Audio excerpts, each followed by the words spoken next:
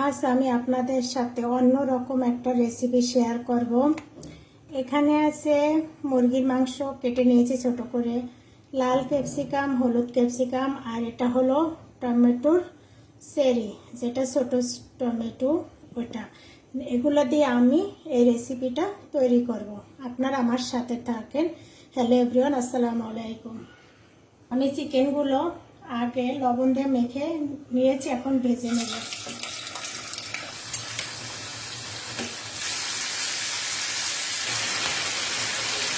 ভাজা শেষ, এখন তুলে নেব। হালকা ভেজে নিয়েছে, হালকা। এখন দেব তেজপাতা, দারচিনি, এলাচ, হলো পেঁয়াজ বাটা। পেঁয়াজটা এখন তেলের সঙ্গে ভেজে নেব। দেব আদা পেস্ট, দিয়ে দেব রসুন। এখন এগুলো একসঙ্গে ভালো করে তেলের সঙ্গে কষিয়ে নেব। দিয়ে দেব জিরার গুঁড়ো, ধনিয়ার গুঁড়ো,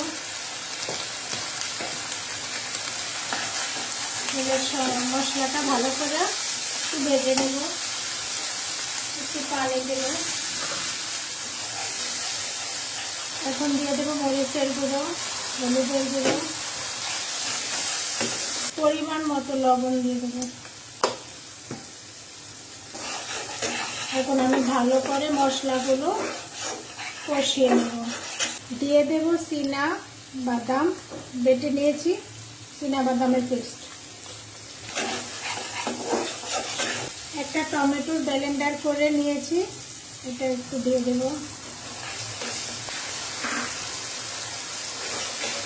এখন দিয়ে দেব ভেজে রাখা চিকেনগুলো। এটা একটু ভালো করে মশলার সাথে কষিয়ে নেব। এখন দিয়ে দেব চেরি টমেটোগুলো, দিয়ে দেব ক্যাপসিকাম। এখন ঢাকনা দিয়ে দেব। এখন একটু ঢাকনা খুলে দেখব, নাড়াচাড়া দিয়ে দেব লেগে গেছে নাকি ভালো করে।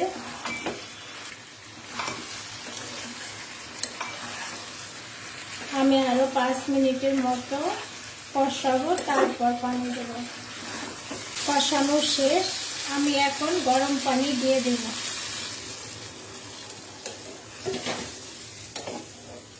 এখন ঢেকে দেব। কাঁচামরিচ দিয়ে দেব, একটু চিনি দিয়ে দেব, একটু জিরার গুঁড়ো, ভাজা জিরার গুঁড়ো। এখন দিয়ে দেব একটু ঘি, যে ঘি দিয়ে দিলাম 1 টেবিল চামচ। বাটিতে বেড়ে নেব। দেখেন এই যে চেরিগুলা গলে না, এরকমই রয়ে গেছে। আমার চিকেন রান্নাটা কেমন হয়েছে আপনারা কমেন্ট করবেন। আপনাদের সাথে আমার রান্নার ভিডিও শেয়ার করতে ভালো লাগে, এজন্য আমি বাসায় যা রান্না করি সেই রেসিপি আপনাদের সাথে শেয়ার করি। কেমন হয়েছে বন্ধুরা কমেন্ট করবেন। আপনাদের উৎসাহতে আমি নতুন নতুন রেসিপি নিয়ে আসবো।